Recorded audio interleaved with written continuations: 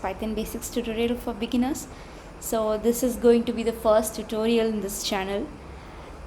So in this video we are going to cover the basics of Python programming language, including variables, data types, control structures, functions and modules. So before we go to coding, let me explain about my environment. So I have Python installed in my machine. I'm using Python 3.9.2. So you can use Python 3, whichever version you are comfortable with, and you can download it from Python's official website. And for editor, I'm using VS Code. You can use Sublime Text or you can use Notepad. And to execute the code, I'm using Terminal, which is built in VS Code. You can also use your terminal in your machine. You can use your command prompt.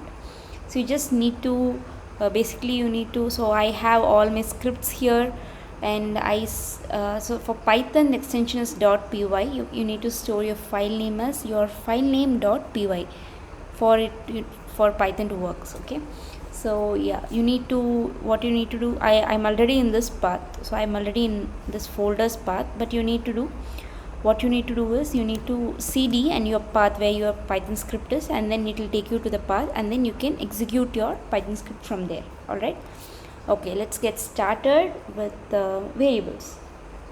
So a variable is a container that holds a value. In Python you don't need to declare a variable type explicitly. The type is inferred from the value assigned to it by Python itself. Here's an example.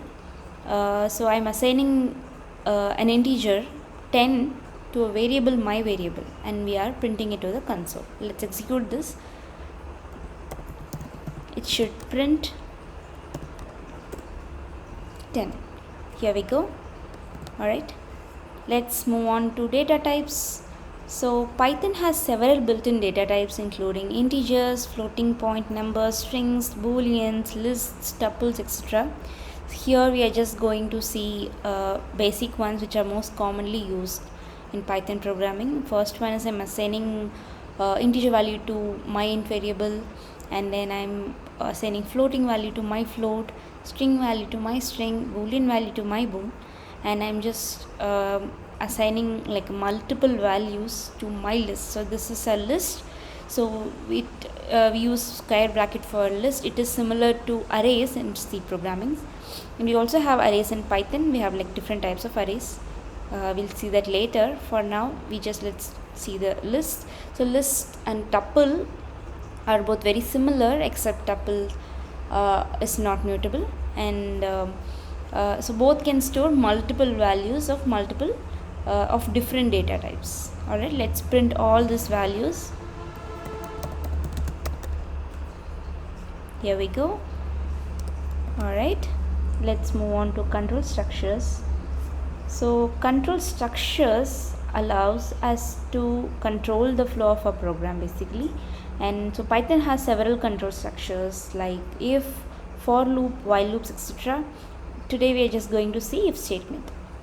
So I'm assigning a value 10 to a variable x, and so if, so you can see we are just using colon and an indentation here. So in Python we don't use brackets for if and for loops or functions, we just use colon and indentation. Alright, so we are checking x is greater than 5. If it is greater than 5, we are printing the statement, or else we are printing this statement. Since x is 10, it should print the first statement. Yes, x is greater than 5. Alright, let's move on to functions next. So functions are usable blocks of code that perform a specific task, as we all know. Let's see an example. So in Python we use def keyword to define a function, and so I define a function called add numbers, and I've added two arguments x and y, and then I'm just returning the addition of two arguments. So let's do the function call. So function call, I'm just doing function name, and so in the arguments I'm passing two numbers because we want to add these two numbers. So this function should return addition of these two arguments. So we are storing the result in the result variable, and we are printing it. Let's print it. We should get 15. Yeah, we got 15. Okay, finally let's move on to modules. So modules are pre-written Python code that you can import into your program to extend its functionality. So Python has large number of modules that you can use, such as math, datetime, random, and lot more. So here is an example. Let's use the library math.